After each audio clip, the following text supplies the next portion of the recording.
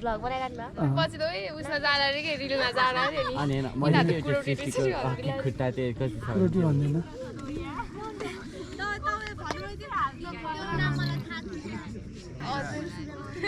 एकैचोटि 5 जना सक्ने होला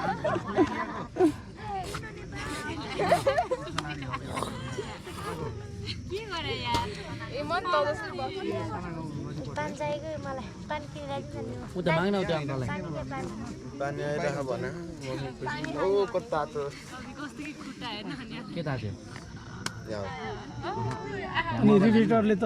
अनि आगे बाल्छ तालपुर हैन ओ यहाँ हेर रिपिटर अनि हिलो भाइ लाइटको काम के हो लाइटको कामै राम्रो बोले के कामले हैन बोले अर्को त ख्याल चुकानी चाहिँ पोल्दैन त नि छेसी कहाँ पोल्छ उ त्यसको रिफ्लेक्ट भएर अहिले त सुटिङ हेरेर भन्नु पर्ला लाग्छ लोकदोरी हो के हो सरी लोकदोरी के लोकदोरी हो लोकदोरी हो तब युट्युब च्यानल छ क्या हजुर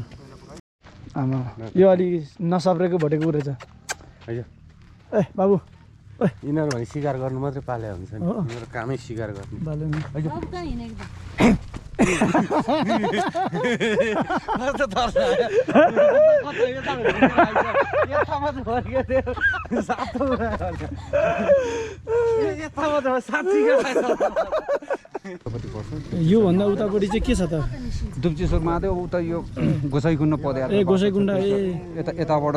पनि मान्छेहरु चाहिँ नि त्यो गाडी रिजर्भ गरेर जाने त हो हैन जानी त खास सदरमुकामबाट एउटा बाटो छ यो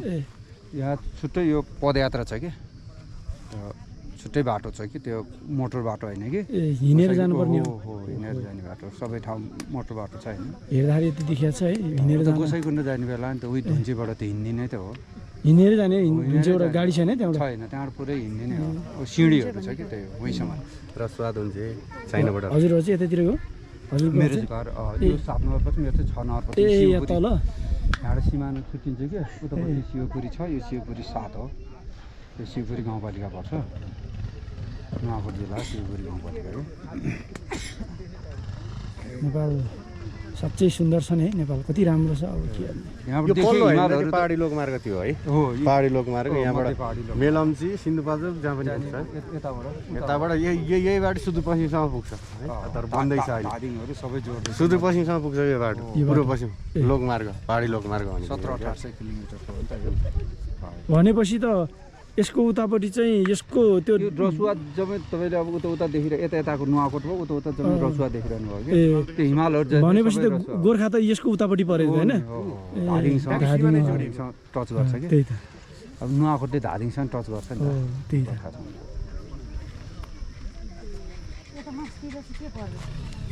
शिवपुरी जङ्गलको ए शिवपुरीको जङ्गलले यहाँ माथि चिसापानी भन्ने ठाउँ छ त्यहाँबाट चाहिँ नुवाकोट र सिन्धुपाल्चोकको सिमाना छुट्टिन्छ क्या बोर्डर छ उता उता उसपट्टिबाट आउन मिल्ने सुन्दर जलको बाटो